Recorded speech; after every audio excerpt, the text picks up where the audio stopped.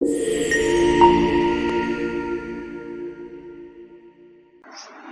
morning class. I welcome you all of you to the Shubhalaji Nursing Institute's online platform. तो आज की class के अंदर हम पढ़ेंगे एक्टिविटी डिसऑर्डर। एक्टिविटी डिसऑर्डर के अंदर हम देख रहे हैं मैनिया। एक्टिविटी होता क्या, पहले हम वो देख लेते हैं। एक्टिविटी का मतलब होता है any physical movement which is conduct by our body. हमारी बॉडी से कोई भी फिजिकल एक्टिविटी होती है उसको हम बोलते हैं एक्टिविटी। अब यही एक्टिविटी अगर इंक्रीज हो रही है तो वो हम मैनिया, जो कि आज की क्लास के अंदर हम डिस्कस करेंगे। और अगर यही एक्टिविटी अगर डिक्रीज हो रही है तो हम उसको बोलते हैं डिप्रेशन, जो कि हम आगे आने वाली क्लासेस के अंदर डिस्कस करेंगे। तो मैनिया के अंदर क्या होता है, कोई भी इंसान होता है उसकी फिजिकल एक्टिविटी इतनी ज्यादा इंक्रीज हो जाती है कि वो साइकोमोटर एक्टिविटीज बहुत ज्यादा परफॉर्म करने लग जाता है, उसको हम बोलते हैं मैनिया। मैनिया के अंदर आपको उसके टोन, प्रेशर, वॉल्यूम से सारी चीजें उसकी बॉडी से रिलेटेड क्या हो जाती है, इंक्रीज हो जाती है। फ्लाइट ऑफ आइडियाज हो जाते हैं कि कहीं पर भी वो इंसान टिक कर नहीं बैठ सकता, उसकी एक्टिविटी करनी ही करनी होती है। तो वो सारी चीजें क्या हो जाती है, मैनिया। मैनिया के अंदर क्या है, अब हम उसको डिटेल के अंदर देखते हैं। मैनिया मैनिया एक फंक्शनल साइकोसिस है। फंक्शनल साइकोसिस, हमने जब साइकोसिस डिस्कस किया था तो हमने दो टाइप्स के साइकोसिस देखे थे, functional and the organic साइकोसिस। Functional साइकोसिस major साइकोसिस होता है, वो साइकोसिस जिसके अंदर हमारी जो फिजिकल एक्टिविटीज होती है और भी जो मेजर साइन एंड सिम्टम्स हमको देखने को मिलते हैं और हमारी जो ओवरऑल हेल्थ होती है और फिजिकल एक्टिविटी है वो खराब हो जाती है। और ऑर्गेनिक क्या होती है, माइनर होती है और वो इजिली ट्रीटेबल भी होती है। नेक्स्ट होता है फंक्शनल का, आपको पता चल गया, मेजर की बात कर रहे हैं यहाँ पर। नेक्स्ट आते हैं, it is characterised by flight of idea. ये करेक्टराइज मैनिया के अंदर हमें क्या देखने को मिल रहा है, फ्लाइट ऑफ आइडियाज। इतने ज्यादा, इतने जो थॉट ऑफ चेन है कि एक थॉट की चेन आ रही है कि अब इसके बाद ये, इसके बाद ये, इसके बाद ये, इतनी फास्ट उसके दिमाग में चलने लग जाती है। उसको हम किसके अंदर देखने को मिल रही है, मैनिया के अंदर होती है। मैनिया किससे करेक्टराइज हो रहा है, flight of ideas, thought of chain बहुत ज्यादा हो रहा है। एलिवेशन ऑफ मूड, उस इंसान का मूड बहुत ज्यादा एलिवेट हो रहा है, बहुत ज्यादा खुश खुश खुश खुश रहता है उसकी इंसान। इंक्रीज साइकोमोटर एक्टिविटी, और जितनी भी इसकी साइकोमोटर एक्टिविटीज होती है वो भी इंक्रीज हो जाती है। बेसिकली क्या होता है, mania is characterised by flight of ideas, elevation of mood and increase psychomotor activities. ये होता है आपका मैनिया। अब इस मैनिया के अंदर कोई भी पेशेंट अगर आ रहा है, वो मैनिक है, तो उसको क्या क्या साइन एंड सिम्टम्स देखने को मिलेंगे वो हम डिस्कस करते हैं। साइन एंड सिम्टम्स की बात हो रही है, यूफोरिया। यूफोरिया का मतलब होता है प्लेजरेबल फीलिंग, खुशनुमा फीलिंग्स जब होती है। नेक्स्ट आता है इलेशन। इलेशन के अंदर यूफोरिया मतलब खुशनुमा फीलिंग्स के साथ साथ उसकी साइकोमोटर एक्टिविटीज भी क्या हो रही है, इंक्रीज हो रही है। नेक्स्ट आता है एक्सेलेशन। एक्सेलेशन के अंदर आता है इलेशन एंड ग्रेंडियोसिटी। इलेशन का मतलब क्या हो गया सॉरी क्लास। इलेशन का मतलब क्या हो गया आपका, euphoria and psychomotor activity increase हो रही है। उसके साथ साथ क्या था, ग्रेंडियोसिटी। ग्रेंडियोसिटी का मतलब होता है उस इंसान को ऐसा लगता है बस मैं ही राजा हूँ, मैं ही सब कुछ हूँ। उसका ऐसा लगता है बस आई एम, कि बस मैं ही हूँ जो कुछ हूँ। इस घर में सबसे बड़ा मैं, इस देश में सबसे बड़ा मैं, इस स्टेट में सबसे बड़ा मैं। तो यहाँ क्या हो जाता है, ये क्या हो जाता है, ग्रेंडियोसिटी। फिर आता है एक्टेसी। एक्टेसी का मतलब होता है एक्सट्रीम हैप्पीनेस, इतनी ज्यादा हैप्पीनेस हो रही है। अब देखो, अगर क्लास के अंदर मैं अभी एक जोक मार रही हूँ, उस जोक क्रैक करने के बाद अगर कोई इंसान 1 मिनट, 2 मिनट, 4 मिनट, 6 मिनट तक हंस रहा है, इट्स ओके।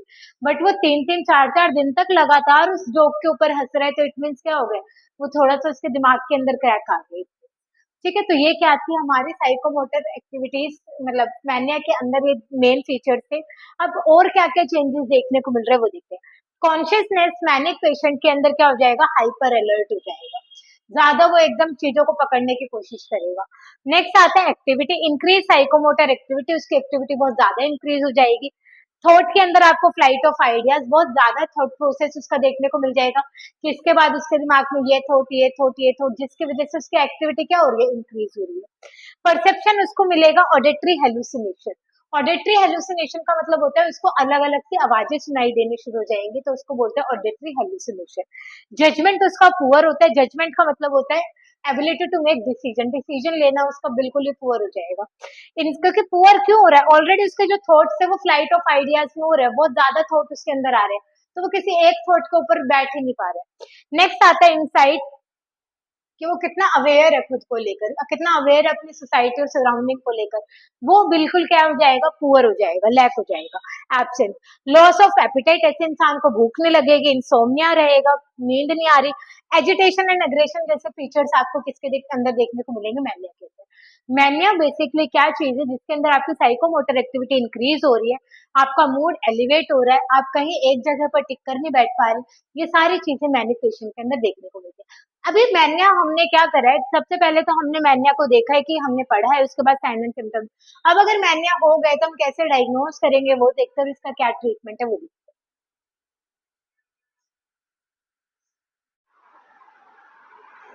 अब इसका हम देखते हैं diagnostic evaluation and the management. Diagnostic evaluation के अंदर हम सबसे पहले करेंगे mental status examination. Mental status examination के अंदर हम उसकी consciousness, awareness, perception, judgement, insight, ये सारी चीजों का हमने पहले टेस्ट कर देना है।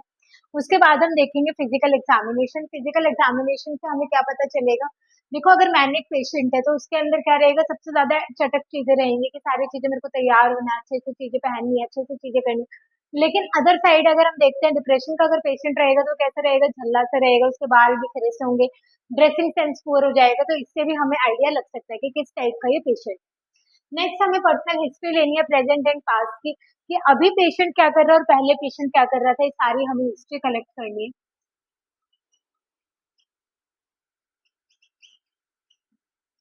उसके बाद हमने फैमिली हिस्ट्री देखनी कि पहले फैमिली के अंदर ये चीजें थी या नहीं थी, या फैमिली का क्या बिहेवियर था फिर इस बच्चे के रिलेटेड जिसको मैनिया भी देखने को मिल रहा है। तो ये सारी चीजों से हमें क्या पता चलेगा कि मैनिया के पेशेंट के अंदर ये चीजें कैसे आई है। उसके बाद हमने देखना है इलेक्ट्रोएंसेफेलोग्राफी। इसके अंदर क्या देखने को मिलेगा, हमें ब्रेन की एक्टिविटी देखने को मिलेगी। नेक्स्ट है सीटी स्कैन और एमआरआई। इसके थ्रू हमें पता चल जाएगा, डायग्नोज कर लेंगे कि पेशेंट के अंदर कौन सी बीमारी है और कैसे वो चीज हो रही है। अब मैनेज कैसे करेंगे, अब हमने बीमारी का पता लगा लिया तो मैनेजमेंट। नेक्स्ट आता है ईसीटी। देखो सबसे पहले मैनेजमेंट किसे करेंगे, इलेक्ट्रोकन्वल्सिव थेरेपी। ये एक ऐसी थेरेपी होती है जिसके अंदर हम क्या करते हैं, बाहर से सीजर देते हैं पेशेंट के अंदर, जिसकी वजह से उसकी ब्रेन एक्टिविटीज थोड़ी सी चेंज होती है और पेशेंट थोड़ा सा ठीक होने की कगार पे होता है। तो इसीलिए क्या करते हैं, सबसे पहले हम ईसीटी देते हैं, देन मूड स्टेबलाइजर ड्रग जैसे कि lithium carbonate, carbamazepine, then anti anxiety drug जैसे कि अल्प्राजोलाम, लैराज़ेपाम, ये सारी जो ड्रग्स होती है ये एंटी एंजाइटी होती है। पेशेंट क्या है, हाइपर मैनिक है, हाइपर एक्टिव पेशेंट है, मैनिया का पेशेंट है, तो क्या करेगा, एक्टिविटीज ना होने के कारण उसको एंजाइटी होने के चांसेस है, तो इसलिए क्या दे रहे हैं हम, अल्प्राजोलाम दे रहे हैं। नेक्स्ट आती है साइकोथेरेपी। साइकोथेरेपी हमने इंडिविजुअल और इंटरपर्सनल थेरेपी देने के, इंडिविजुअली पेशेंट को क्या करना है हमने देखना है। उसके बाद नर्सिंग का क्या रोल हो जाता है, बहुत से हमारे हॉस्पिटल के अंदर अगर मैनिया का पेशेंट है तो हमें कैसे ट्रीट करना है। सबसे पहले हमने जो पेशेंट को है ना, किसी भी ऐसे रूम के अंदर नहीं रखना जिसके अंदर उसको क्या हो, इंजरी के चांसेस है, क्योंकि हमें पता है इस बीमारी के अंदर पेशेंट क्या करेगा, ज्यादा एक्टिविटी, ज्यादा चीजों को टच करने की कोशिश करेगा। तो इसलिए हमें ऐसे बच्चे को, ऐसे पेशेंट को क्या करना है, ऐसे रूम में रखना है जहाँ पर कोई भी ऐसी चीज ना हो जिससे उसको इंजरी हो सके।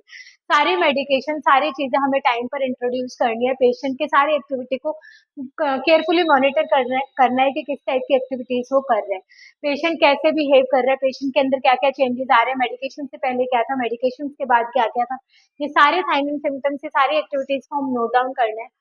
तो हम इस तरीके से हम अपने मैनिक के पेशेंट को ट्रीट कर सकते हैं। Thank you class for watching. If you have any doubt you can comment down below.